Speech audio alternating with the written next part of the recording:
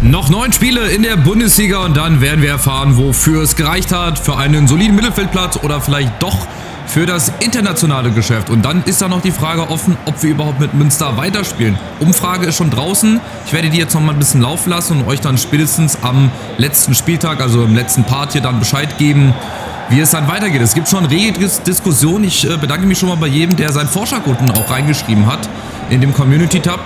Das war wirklich sehr, sehr schön. Und da sind auch sehr, sehr viele gute Vorschläge mit dabei. Wie zum Beispiel einer hat geschrieben, dass ich doch mit Bochum aber ab dem aktuellen Stand doch weiterspielen soll. Das ist ja jetzt auch möglich, dass man sich eine Mannschaft aussucht, aber auch nur aus bestimmten Ligen und die dann mit dem entsprechenden Tabellenstand und auch Finanzen dann übernimmt quasi.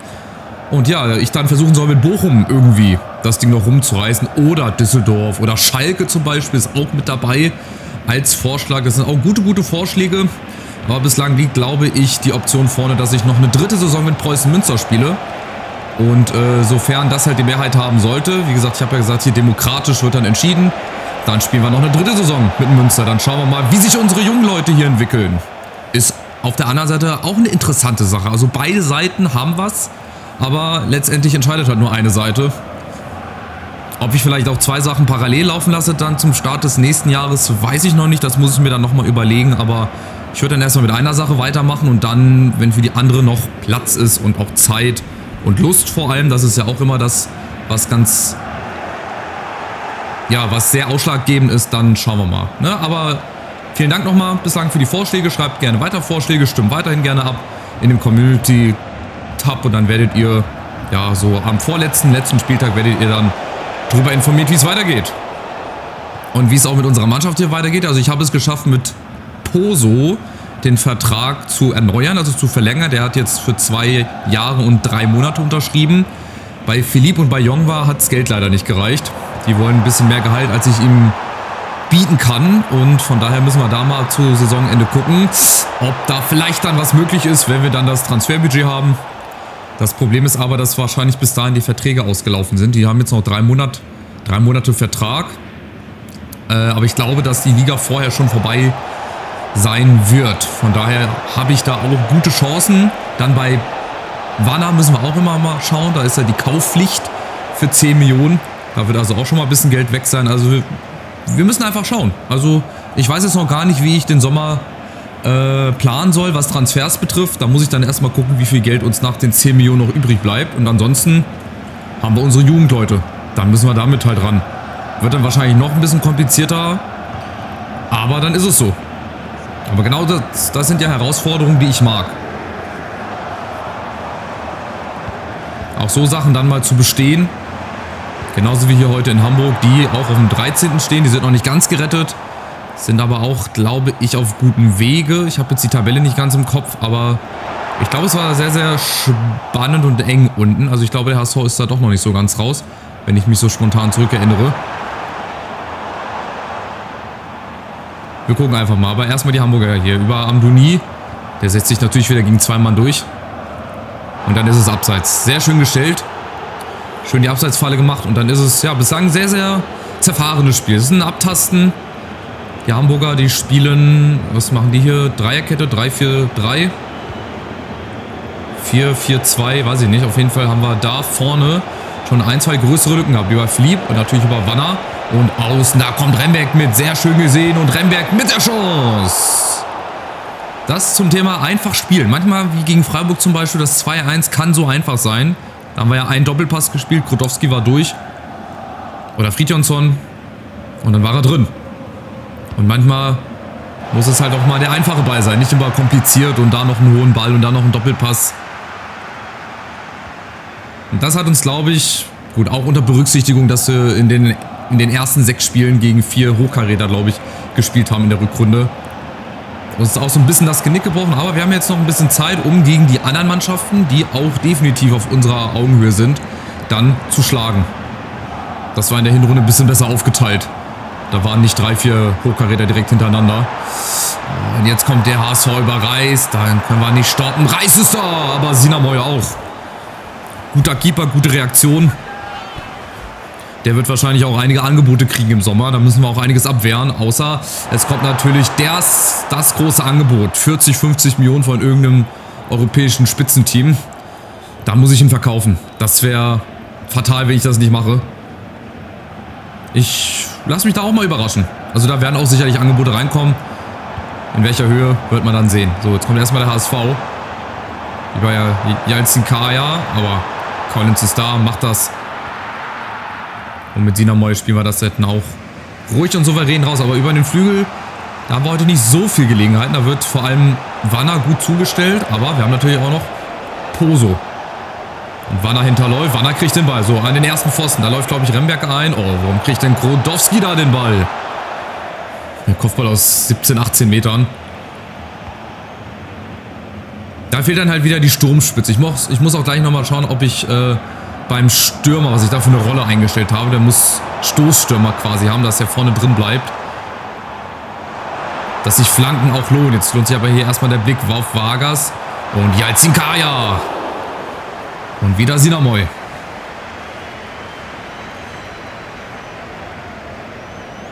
Der zur Ecke klärt. Jetzt Achtung. Oh, die kommen sehr gefährlich. Selke, Gott sei Dank, Zone platziert. Der war ganz schön frei.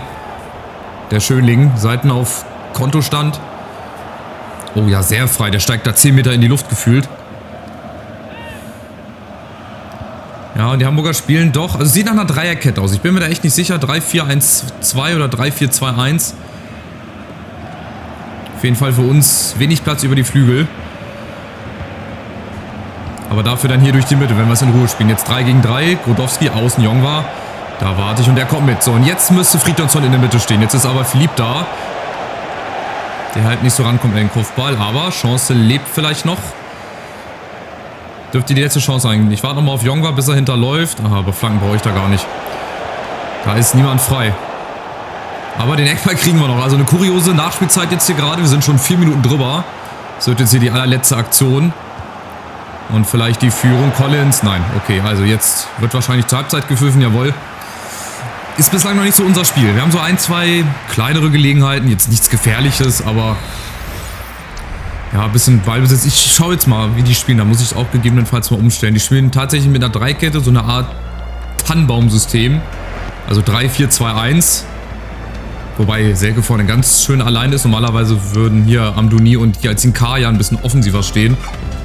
Was können wir denn noch so machen? Wir könnten 4-4-2 machen. Da sind wir ein bisschen breiter noch aufgestellt. Hätten 2 Stürmer. Ja, und ich habe hier... Moment, individuell. Ich habe ja hier die falschen 9. Da müsste ich jetzt auch mal Stoßsturm-Profi machen. Dann würde der nämlich vorne bleiben und die beiden von außen würden nach innen ziehen. Aber spiele ich mit der Formation, ist überhaupt die Frage. Was haben wir denn noch? 4-4-2, 4-1-2-1-2, 5er-Kette nicht. Und dann hätten wir noch ein 4-2-3-1. Aber ich lasse das jetzt nochmal, das 4-3-3. Und irgendwann werde ich dann, glaube ich, zum 4-4-2 mal umstellen, wenn das jetzt nicht hier besser wird. Also besser im Sinne von einfach mehr Aktion nach vorne. Weil ich glaube, im Mittelfeld da haben wir nicht so den Zugriff.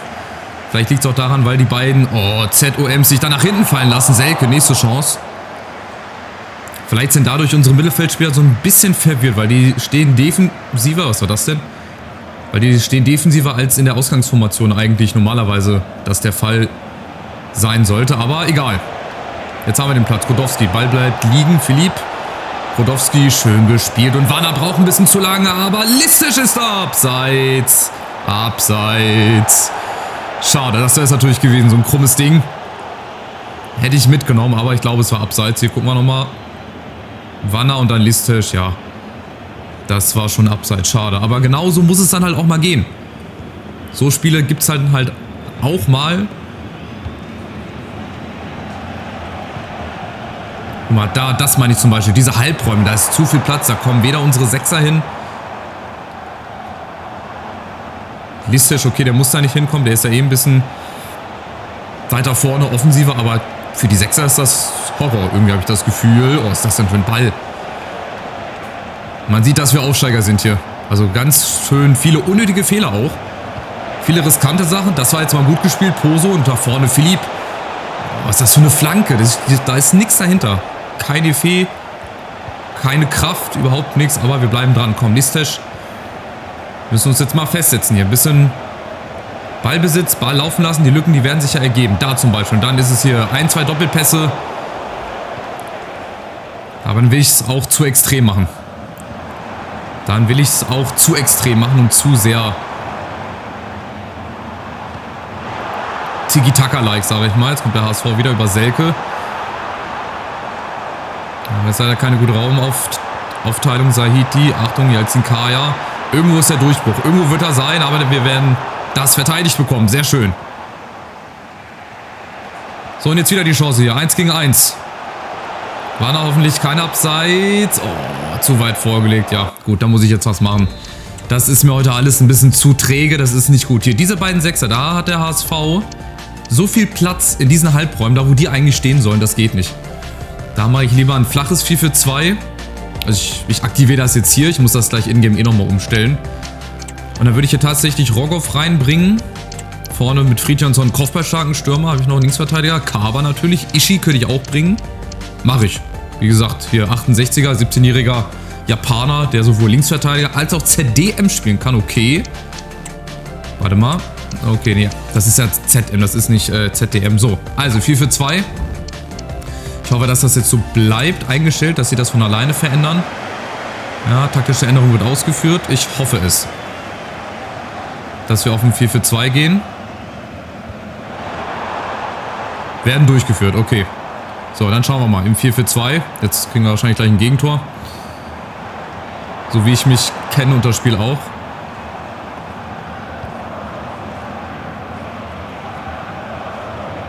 Aber auch hier die Hamburger in der Mitte. Zu viel Platz. Wenn da die Lücke einmal aufgeht. Oh, und dass sie wieder mit diesem 50 Meter den Ball vorlegen. Dass das auch immer noch funktioniert. Oh, könnte wieder Abseits sein. Philipp, ja.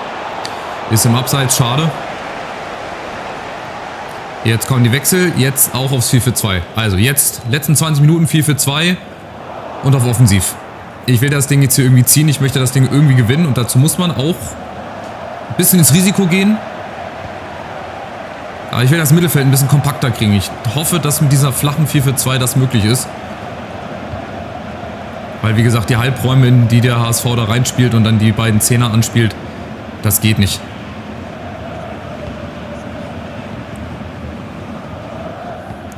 Aber ihr seht, das geht auch viel zu einfach.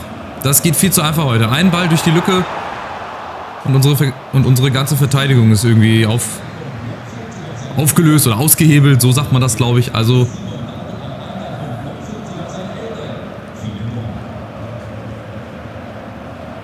ja, da geht nicht viel. Guck, die pressen, gehen vorne drauf. Wir befreien uns natürlich, das ist gut.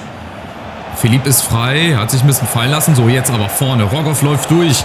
Das ist mal die Möglichkeit, aber das ist ein Verzweiflungsschuss. Da wäre zwar noch Platz da gewesen, aber mit Rogoff, der halt auch leider kein Blitzsprinter ist. Und die Hamburger bleiben nach wie vor bei ihrer Dreierkette. Die stellen auch nichts um. Warum auch? Die spielen halt bislang ganz gut. Leider, muss man so zugeben. Wir kriegen die heute nicht im Griff. Wir kriegen die heute leider nicht im Griff. Deswegen hoffe ich hier auf 0-0. Das würde ich auf jeden Fall jetzt sehr, sehr gerne nehmen. Aber noch ist nicht Schluss.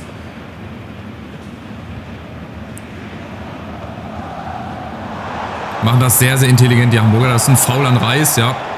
Egal, muss man auch mal machen. Gelbe Karte. Das Wetter ist dafür gemacht, um hier die Grätsche auszupacken. Hier schön auf nassem Boden. Jawohl. Das ist ein Spiel für Zweikämpfer. Luke. So, ein Aluni, der schießt ihn tatsächlich. Ja gut, aus 30 Meter drüber gefühlt. Aber wenn es halt gefährliche Aktionen gibt oder irgendwelche Aktionen, dann sind es halt die vom HSV. Das ist halt auch ganz typisch heute für unser Spiel. Da kommen nicht mal die einfachsten Bälle an. Aber jetzt vielleicht Fridjonsson, Philipp, da ist doch die Lücke und Wanner hat auch Platz. Sehr schön gemacht. Da muss halt heute mal eine Einzelaktion her. Über den Youngster hier. Wanner abgefälscht. Abgeblockt. Eckball. Last-Minute-Dinger nehme ich natürlich auch sehr, sehr gerne. Und die Kopfballspezialisten haben wir dafür. Wanner. Und gerade er hier, Fridjonsson. Oh, aber kläglich. Komm, den kriegt Philipp noch. Wo köpft er den denn hin? Der ist ja fast im Seitenaus gewesen. Fridjonsson nochmal. Das ist auch sehr ungewöhnlich für ihn. Normalerweise kommen die wenigstens aufs Tor. Oh, Vargas. Schneller Mann. So, letzte Minuten nochmal auf 4-2-3-1. Altbekanntes System. Vielleicht ist es ja das ausgerechnet, was uns in der letzten Minute jetzt hier noch den Sieg bringt. Philipp, Fridjonsson. Oh, da oben war ein Foul. Vorteil, oder beziehungsweise ist ja auch kein Vorteil angezeigt worden. Das war ein Foul. Es war ein astreines Foul. Oh, HSV nochmal mit dem Eigentor am Ende. Nee, wird beim 0-0 bleiben. Oder? Ja, das wird beim 0-0 bleiben. Okay. Schade, wenig Spektakuläres. So Spiele hast du mal, so Spiele sind immer mal mit dabei. Sehr trostlos. Das Wetter passt auch dazu. Typisch norddeutsch 0-0. Ich kann mit dem Punkt leben. Ich habe ja gesagt, ich bin zufrieden, wenn es hier heute 0-0 ausgeht. So stark war das von uns jetzt auch nicht. Aber hoffentlich wieder in den nächsten Spielen. Ja, das war so ein ganz typisches Duell zwischen zwei Aufsteigern, die beide in der Liga bleiben wollen. Wir werden es auf jeden Fall bleiben. Der HSV, der ringt noch so ein bisschen mit sich. Und jetzt ist der FC Augsburg unser nächster Gegner. Neue Nachricht von Philipp. Was wollte er? Ich bin glücklich, dass ich so viel spielen darf, aber ich erwarte auch mehr von ihm. Ich habe halt leider keinen anderen zurzeit. Ich muss Philipp spielen lassen, weil ich kann Fridjonsson nicht mit seiner 62er Gesamtstärke da von Anfang an spielen lassen. Und einen passenden Jugendspieler habe ich halt leider noch nicht gefunden. Listesh ist bei der Nationalmannschaft, ist okay. Haben wir hier irgendwelche Updates von unserer Akademie? Beziehungsweise wie viel Geld haben wir eigentlich? Ich muss mal kurz auf die Finanzen hier gucken. Ja gut, 7 Euro. Da kann ich verstehen, warum die Leute den Vertrag nicht verlängern mit 7 Euro. Sparen ist jetzt ja angesagt. Sparmaßnahme bei Preußen Münster mit 7 Euro, nicht 7 Millionen, 7 Euro. Das heißt, wir müssen hier mehr über unsere Jugendarbeit kommen und da haben wir gute mit dabei. Die haben ein gutes Potenzial, die haben auch jetzt schon eine gute Stärke. Wie gesagt, eine Leihe, Verkauf später ist definitiv möglich, aber so mit 7 Euro kannst du ja nicht viel machen. Da kannst du dir höchstens für einen Tag eine Mahlzeit holen. So, dann bin ich gespannt. Augsburg wird genauso ein Spiel wie gegen den HSV. Das wird auch Zweikampf betont. Augsburg wird auch eklig spielen. Das ist auch sehr, sehr unangenehm, immer gegen die zu spielen. Haben aus den letzten 5 Spielen auch nur 1 gewonnen, 3 verloren, 1 unentschieden. Jetzt könnte ja auch die nächste Niederlage in Folge kommen. 4-1, 2-2. Oh, guck mal, die haben mit Justin, Linksverteidiger, der ist schon ganz schön platt.